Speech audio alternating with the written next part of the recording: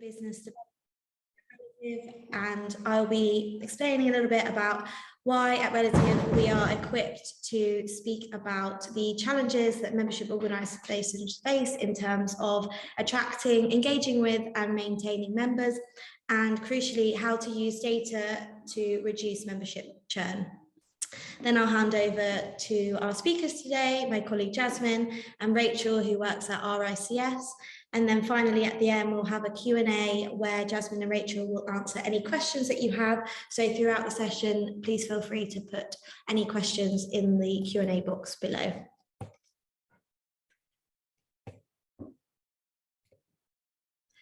So the main goals of today are to explain how you can use survey feedback from your members to create member personas, and then in turn, how this can really help you to drive retention and grow membership within your organisation. So a little background on Relative for those who don't know. We are a text analytics platform that helps you analyse and visualise all of your text data. And originally we were designed to protect children online. So our tool compared online conversations between young people and masquerading criminals. And essentially what we did was, through identifying key differences, our tool could see where someone wasn't actually a 14-year-old girl, but was in fact a 40-year-old man doing a very sophisticated, not quite perfect impression.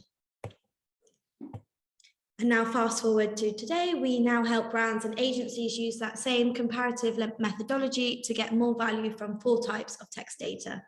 That is survey data, social data from social listening platforms, review data, and customer service data. Now, in terms of membership data that your organizations may have, that can include survey data from your members, so member feedback, online comments through emails and forums online, and also social data. But what we really love here at Relative in particular is analysing survey data. Now, this is because often there is a lot of it, there's a lot of words to analyse, and they really contain a lot of interesting insights that you can glean about your members. And traditionally, survey data is very laborious and time-consuming to analyse, so people just don't do it. But with Relative, it's super easy to upload into the platform and then analyse it through our tool. And so through analysing and uploading survey data in Relative, you can really segment your membership data and build specific personas between the members, depending on their age, where they live, their membership status, and how long they've been a member for. And this is really essential for being able to tailor your messaging and communication to different member sections to make sure that they have a really a very different experience, because obviously as businesses have to understand what their customers are saying, membership orgs need to understand what the different membership segments are saying in order to really tailor their experiences so that they each have a very personalized experience. And so when you're looking at survey data, often there are 2 types of questions. So you have your closed questions, which give you the number, the percentages, how often a word may come up, how frequently, and sort of how out of 1 to 10 do people rate something, so the quant. But the open-ended questions is where all of the interesting insights are stored. And this is because you can really understand why a member is feeling or thinking a certain way, the reasons why they scored a certain number on a metric, and the key differences between different member groups. And specifically with Relative, it's really, really easy to segment in a really sophisticated way to understand how your different membership groups based on age, location, membership status, and length of membership are all speaking. Because if you treat them as one big homogenous group, then this isn't right, because you really need to understand what each different segment is saying and then how best to communicate with them effectively. And this is super important, because once you do that, you can learn to engage with them in a really personalized way, and then they are more likely to want to stay a member of the organization. Now I'm going to hand over to Jasmine and Rachel, who'll delve into this a little bit deeper. Perfect. Thank you so much for the introduction, Charlie.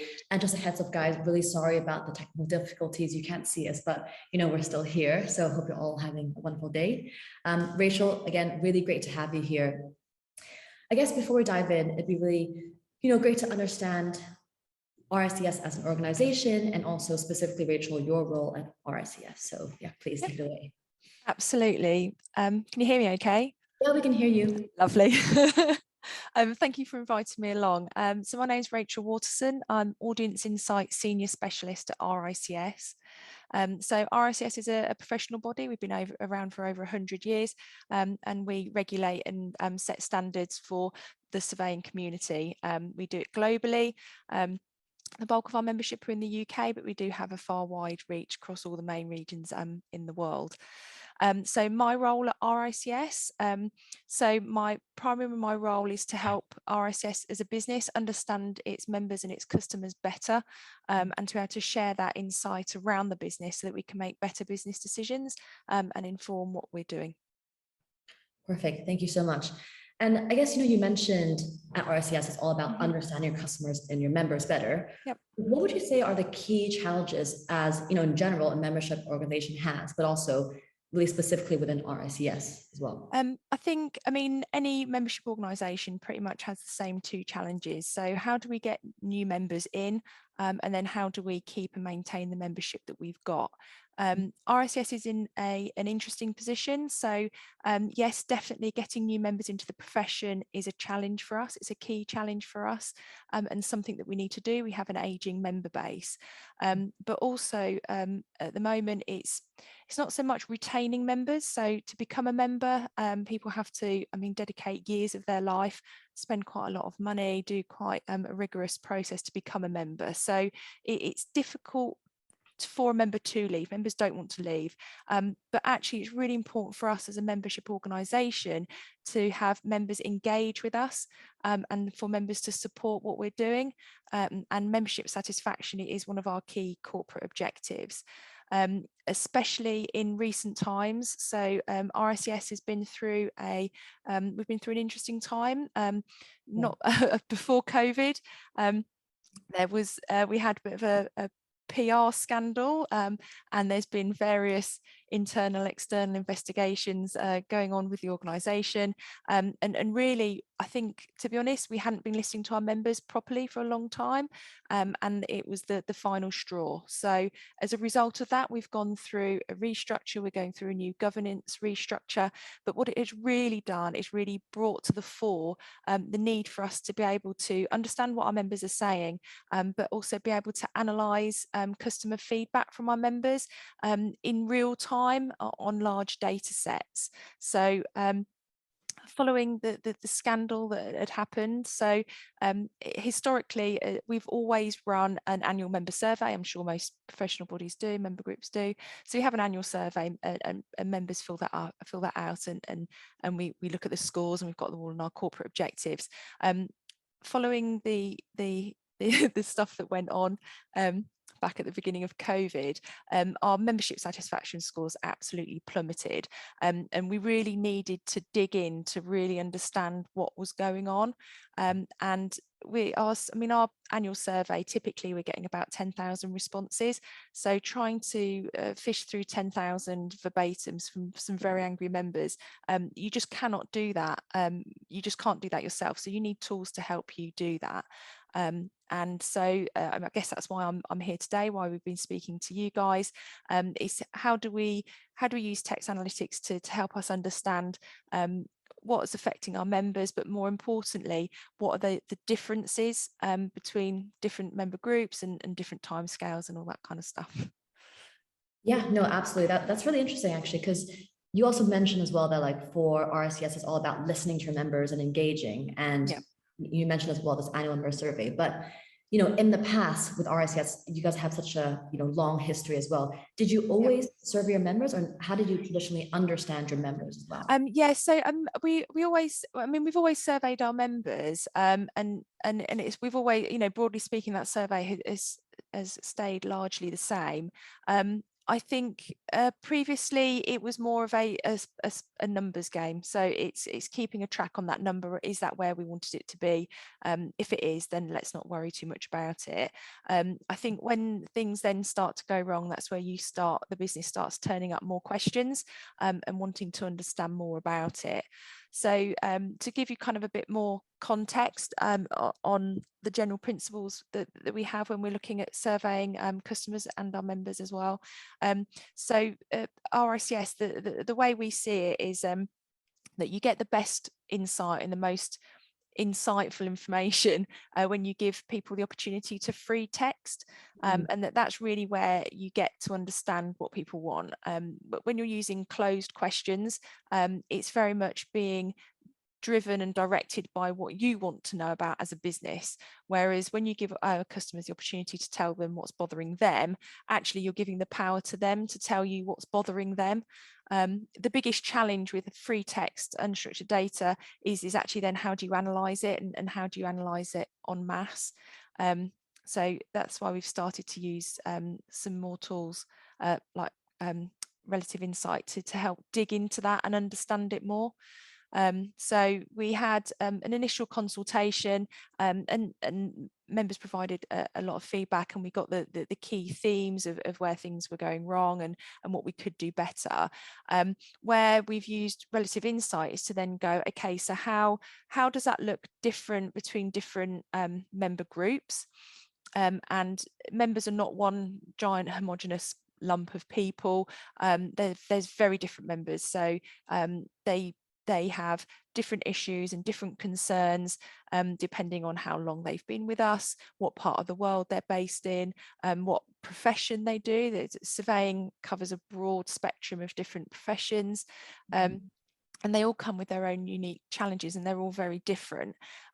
So we've been used it to help dig in and understand how different groups are feeling and the concerns that they've got, but also being able to see what that looks like over time. So it's fairly easy, like if you've just got like a normal text analytics thing to look at frequency of keywords, and that's fine, and I guess you can track that over time, and that's interesting.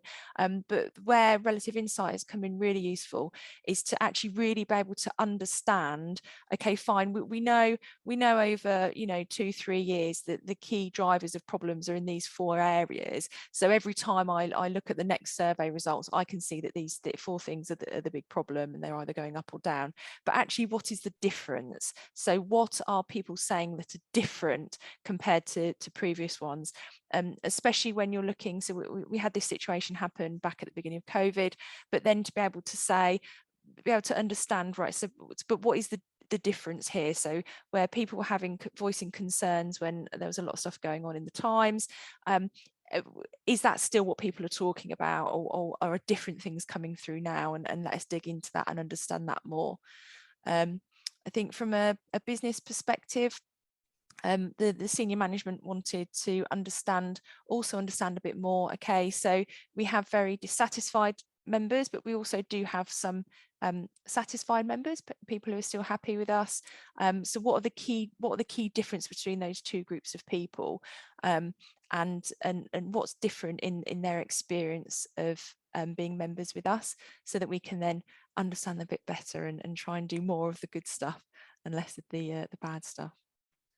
Right. Yeah. And I think you definitely touched on a really good point here, which is that, a lot of people try to avoid adding open ends because, as you mentioned, it's quite hard to sift through it. And I think you mentioned you've got 10,000 verbatims all the time. So I'd love to hear as well, like, even before relative, what was that process of trying to analyze all the 10,000 verbatims and then trying to segment different groups and over time?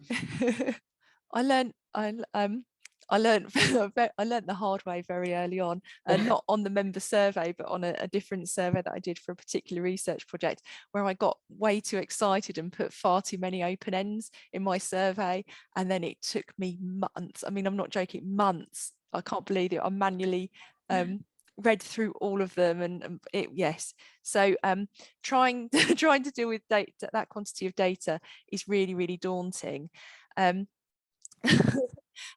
So I think the I think how we how we used to do it previously. So the main big member survey that goes out is always managed by a third-party research agency, so that they would do the bulk of that. They would do the bulk of that lifting and give you back a top-level report. These are your key stats, and here's some quotes, and here's some bits, and whatever. And that's really good, and that's really useful, and they still continue to do that.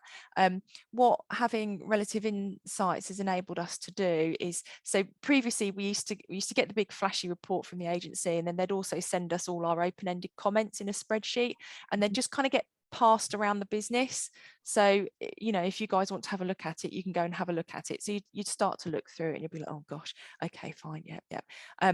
If people had got time, and that was kind of how it was handled. And if you were looking for a particular thing, you might go squirreling into this database to see what you could find. What Relative Insight has enabled us to do is actually to just get more use out of that data set. So we still get the big pack from the agency, but what it means is I can go in and I can go and explore the data. So if we've got a business question that has come up, I can go in and explore it at a more detailed level. I think it's easier if you work within an organisation to sometimes understand the nuances of comments and the nuances of what people are talking about. So it means that we can definitely get more value out of that survey rather than just like a static report that's come from an agency. Yeah, and as you mentioned as well, like getting the nuances is super important. Charlie also mentioned understanding different segments within the member is crucial. So can you tell us a bit more about, you know, your member segments and how or why you need to target them differently, and also why understanding the nuances is also super important? Yeah, absolutely. So the last wave of the survey that I've done, and I've just been writing a report up from it. One of the big key differences that kind of immediately leapt out when I was digging into it is looking at, we have different member grades. So we have associate level, and then we have a professional level, which is a chartered level, and then people can become fellows. But actually, there's a huge difference between people who are on our associate level and people who are our professional level. And I wanted to dig in to understand what those differences were. And because to a certain extent, I mean, once you qualify, you've got access to the same things, you're having the same experience from us. And actually what it's really unearthed is that because associate's it's a relatively new grade that's been available, and it's not kind of the big one everyone talks about being chartered, and everything is talking about being a chartered, that actually that audience group find it really difficult to find information relevant to them, but also especially when they're going through that assessment process, they find it really difficult to find the right information and to get the right support from us. Being able to access support and being able to engage with RICS is one of the fundamental pillars of whether or not a member is satisfied or dissatisfied with RICS. So that's a key thing. So we've been able to feed that back into the business to try and look at how we can better engage with that specific audience group. I think the other audience groups that we've looked at, we've been looking at obviously regions. We're global, and it's quite interesting because I kind of expected all regions to be all very different, but actually there's certain regions that are definitely more similar to each other in their experience of RICS than compared to others. So our members in APAC are very different from our members in the UK, whereas UK and Europe and UAE members are very similar in what they're talking about and the challenges that they face. So we segment on obviously region. We look at the amount of time that somebody's been a member of RICS. And when people very early on in their career and their journey with us, they're generally more positive, and then that kind of goes down a bit the longer they be with us. So we quite often segment on length of service. The other key point where we segment is on profession. So I think when most people think about surveying, they think about the guy that's come around their house when they're trying to buy a house. But actually that's probably one of our smaller professional groups. Our big professional groups cover quantity surveying, which is all in the construction sector, and then commercial property, which is obviously all in the commercial property sector, as well as valuation, regulation, residential, and there's 13 different professional groups, but actually they all have very Some of them have similar challenges, but some of them have quite different challenges. It can be to do with location and access, again, to engagement and support from RICS. So the survey, the big member survey that goes out is done by a third-party agency. So those are the attributes that we pass through onto that survey, so that those are the different things that we can segment and look at when the data comes back. Yeah.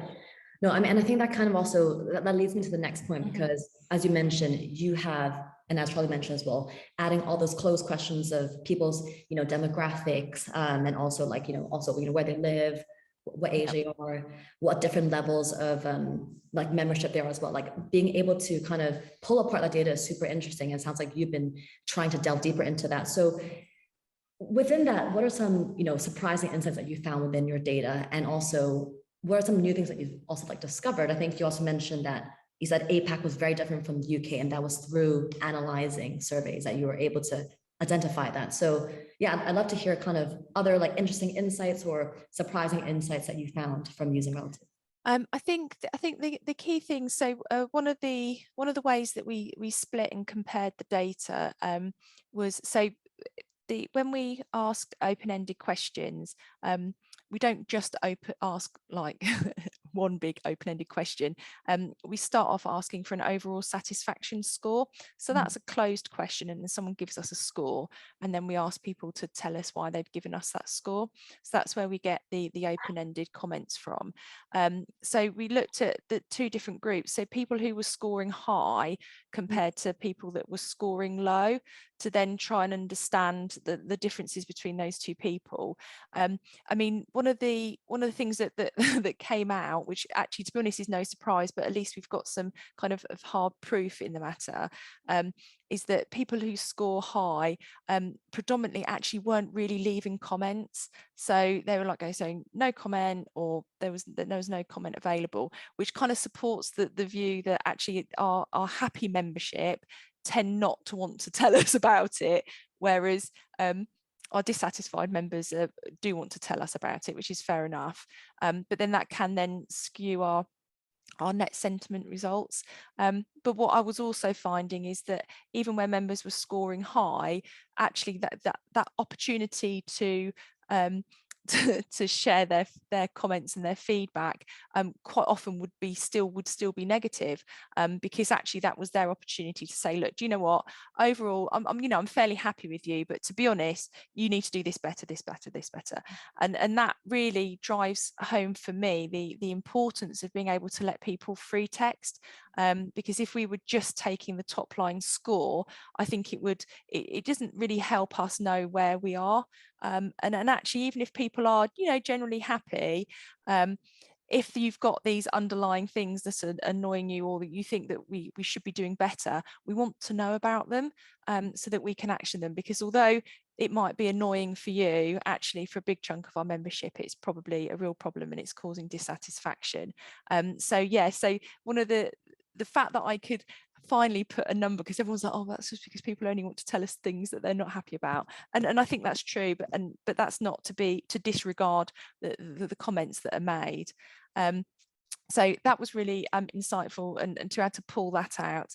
I think the other thing is really understanding there's I call them like the I've been calling them the 4 pillars of member satisfaction, and broadly speaking they remain the same, although they kind of go up and down a bit. But broadly speaking, people will always talk positively about the pride and status of our qualification, and how proud they feel about what they've done, and that they are members, and that is really solid.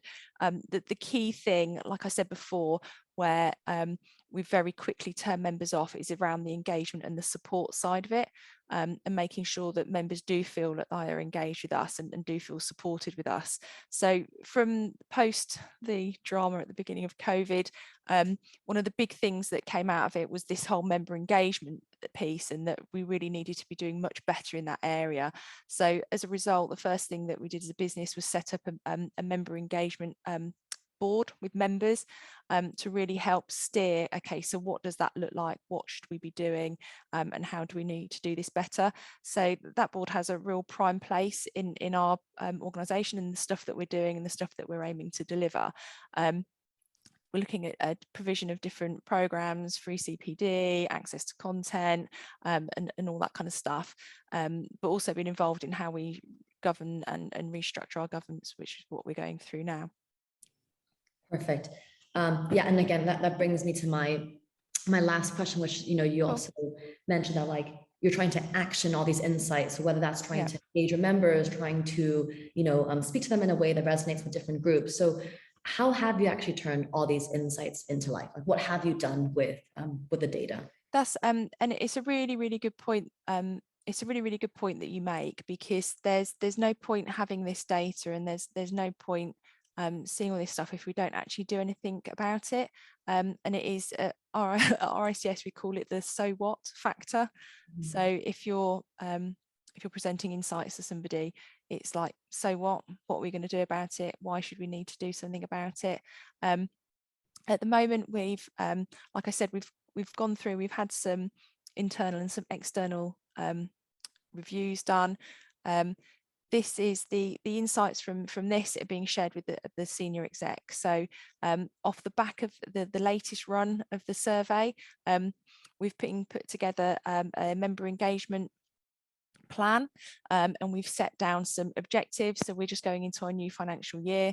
Member engagement is one of our corporate objectives, and then underpinning that are a series of actions that we need to take as an organisation, and those actions have been derived from the information that we've got from our member survey, to make sure that we're doing the right things in the right places, to hopefully improve member engagement. Perfect. Rachel, that's great. Honestly, thank you so much. You're welcome. We have some questions as well. So some questions we got the Q&A section is, so yeah, someone asked, how easy was it to integrate this, you know, new way of doing things into your current job? Because, you know, I assume as well, you mentioned, you know, relative, we've been working with you for, I think it's still like, I think about a year or two now. So yeah, before that, like, how easy was it to add a new way of doing things? Okay, so I mean, we found it relatively, I'm going to choose the word relative. We found it relatively simple to get up and running on the Relative Insight platform. So it is still fairly new to our ICS. Yeah, I mean, the support that you guys have had, you've helped us with, has been amazing. The system, once you get up to speed on it, is fairly simple to use. And yeah, no dramas at all, to be honest, so far. And in all fairness, if I've got unstuck or anything, I can't remember anything, then I message the support team, and everyone gets back to me straight away. So that's been really helpful. There's also been really good help and guidance from you guys, talking through kind of having wider conversations around what it is that we're looking for, and what we want to explore different data sets with through the system. So that's been really useful. Perfect. I mean, yeah, really great to hear that. I'm sure our account manager will be very happy. Another question is, which is also kind of, you know, along the lines of the last question, but what is the biggest change you've made to your strategy following the analysis of free text survey answers?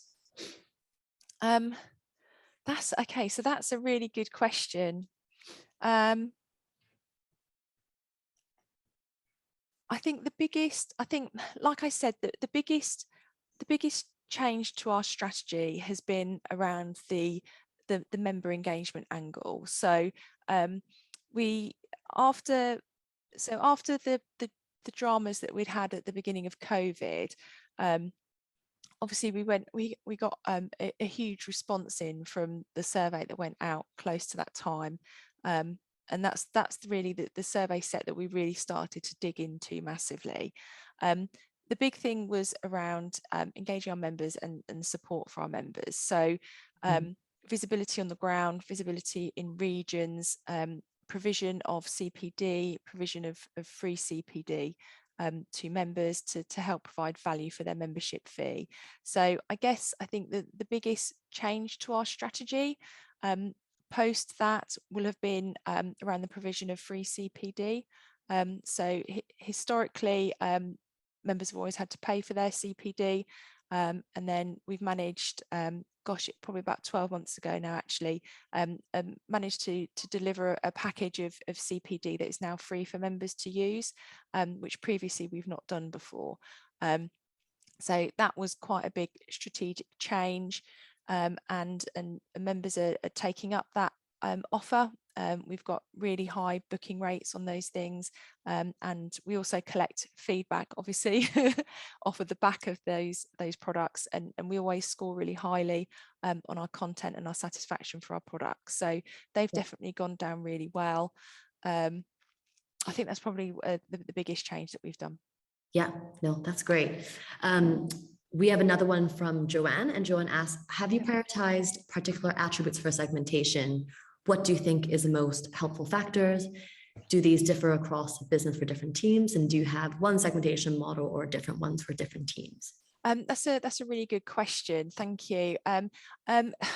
So to be honest, I mean, there's 100 different ways you can go and segment that database, and we are limited by the information that we collect from our members. I think the most useful ones is, I mean, it's pretty basic stuff, that the data that we collect. So being able to segment on profession, you know, where somebody lives, and member grade is fairly standard stuff. That's useful. It's really useful to be able to segment on company size, and we don't capture that within our main database, so we do ask that in our surveys, and that's really useful because actually a member's experience of RSS can be hugely dictated by what size firm they work in. You know, typically members that are working for large firms probably don't really have that much engagement and interaction with us directly, because we tend to engage more with their employer. So definitely company size. Another one that we put in that is around kind of career stage. So we base that, broadly speaking, around age, but it helps us focus our mind thinking about what that group of people are doing at that time. So whether they're early in their career, in their mid-career, and in their late career, and those different stages in that career stage massively change what they need from us and how they interact with us. So typically at the beginning of your career, you're more thirsty for like knowledge, technical knowledge. How do I do this? How do I do that? Whereas then when you move through, it's more about access for mentoring, giving something back to the profession, maybe making the move and changing careers and all that kind of stuff. So those are typically the ways that we segment the customer feedback that we get back in. We do use different segmentation models in some of our different areas, but that's more to do with kind of like products and what we know about people buying our products. Great, thank you. We got another question as well, which is, what other surveys do you conduct beyond the annual membership one? Okay, so yeah, again, thank you. That's a really good question. So we have the big annual one, but actually we, so I guess some of our members probably think we send out too many surveys. We have key surveys that sit on different points of the customer journey.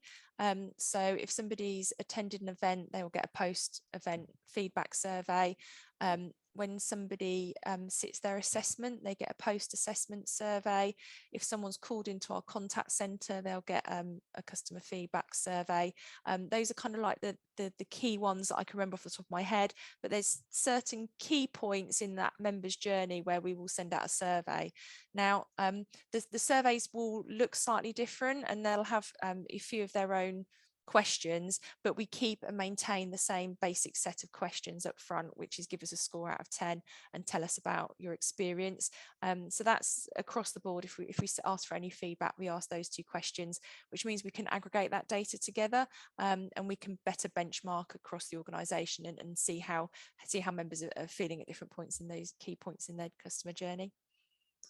Perfect. Thank you, Rachel. And we just have one last question for you, which is, how is this different from frequency analysis? Okay, yeah, so that's a really good question. And I think frequency analysis at first it's like, oh, that's exciting, I can see the number of these words, but very quickly it's difficult to explore and actually get meaning out of that, especially when you're looking at member feedback, because if you're getting just a frequency count, typically at the top you're going to have the word RICS is the biggest frequency, and a lot of those words are very similar, but actually what do they mean? So I mean, we do use frequency analysis for some of the stuff that we're doing, but it gives you some kind of top level, like, oh, okay, that's interesting, but actually it's not really helping you understand or dig into the information. So if you've got 10,000 survey responses, it's not really helping you really dig into that. Whereas using relative insight, where it's been really helpful, we can narrow it down so quite quickly. So I start off with 10,000 messages and okay, look, I've found the key attributes where I've got the biggest difference, so let's go and explore there. And every time you're comparing, exploring, you're making that pool of comments smaller, so then you can start to dig into it and really get to understand and pull the meaningful insight out of it. And I think that's where relative insight is really good, in the fact that it really helps you to explore that data in a more easy and more manageable way. Perfect. We have one last question, which is, have you seen an uplift in engagement and the lack of churn? Okay, so we track a number of a number of measurements. So we track our membership satisfaction. So the latest survey happened in where are we now? We're autumn now, aren't we? So that happened in spring, and we've just been working through the results of that. So we've started to see a bit of an uplift. So we've started to see a bit of an uplift in our customer satisfaction scores. So that's the score out of 10, and we're starting to see a small uplift in our net sentiment scores. So the net sentiment score comes from that open-ended. So we are starting to see a bit of an uplift. When we're looking at engagement, we also measure engagement as in the percentage of members that have actively engaged with us, and that's a relatively new corporate objective that we've set. And yes, we are seeing more members engage with us. Predominantly that's coming through the provision of free CPD and extra events that we've put on, but also we've set up a more wide-ranging set of kind of expert panels and professional panels that people can join. So yeah, we are starting to see those uptick. I think it would be nice if our satisfaction scores could get a bit higher, but it's a work in progress. I'm sorry, I think we actually have, I promise this will be one last one. It's just too engaging. That's no problem. People are asking questions, but the final one is, how does it work with reporting at RICS? And how do you present both numbers and free text analysis? Okay, so I mean, there's two kind of ways that we do it. So the corporate objectives are just basic KPIs, number reporting with a bit of commentary that gets sent round in the quarterly pack or the annual pack. But really, to be honest, and this is kind of a big role that our team play. It's all very well seeing a number on a spreadsheet, number on a document or whatever, but actually it's about being able to tell that story. So what we'll do is we'll take that information, we'll take the information that we've got from relative, we'll take information from other sources, we pull it together, and then we present it back to the business. So we'll be presenting it to the senior exec, presenting it to any key stakeholders where we feel that actions need to be taken. And yeah, I mean, being able to tell a story with that data really makes a difference, and it helps people. I think it helps people understand, because not everybody are into numbers. It better helps a picture, and it keeps those key messages in their heads. Yeah, no, definitely. Well, I think that's a wrap. Thank you so much, everyone, for attending. Rachel, you're welcome. Thank you so much. Super insightful, really interesting hearing how, how you guys use relative and how you're able to really pull apart the data and be so granular with your analysis. I think we'll end there. So thank you so much. Thank you for having me.